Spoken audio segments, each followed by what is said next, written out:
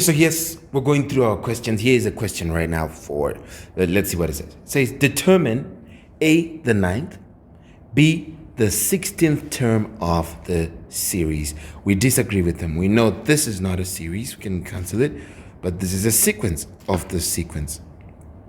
Okay, we'll do series. Series are like Taylor series, Maclaurin, where they'll actually tell you this is a Taylor series and they'll give you that plus sign separating the values. Okay, so this is our sequence. So let's go. I mean, it's okay. 2, 7, 12, 17 keeps going. Now they want us to determine the 9th and the 16th. So whether it's an arithmetic progression or a geometric progression, we need those two things. We know if it was a geometric progression, as you go through examples, you're going to see that you need A and R. R is the common ratio. In here, we're going to need to, so that you do what we call the acid test. Acid test, check if it's an AP or GP, okay? If they give you numbers listed like this is so easy. Check if it's an AP or GP, then you go. So you always check if it's an AP. If it fails, then it's going to be a GP. So we say, how do we check if it's an AP? We say the term ahead minus the term behind. So if we say 7 minus 2, we'll get 5. 12 minus 7, we get 5.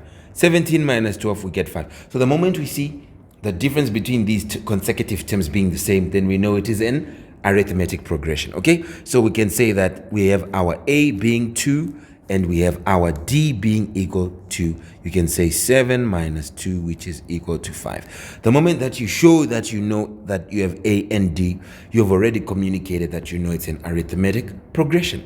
You're going to then say below, Tn is equal to A plus n minus 1D. Okay, so for part A, they want what? They want the 9th term. So I'll say term number 9 is going to be A plus 8D. Okay, remember it is 1 less than. So we're going to say which is going to be, what is our A? 2. So it's going to be 2 plus 8 times D. What is our D? 5. Okay, which is going to be 2 plus 8 times 5 is 40. And you have your 9th term as 42.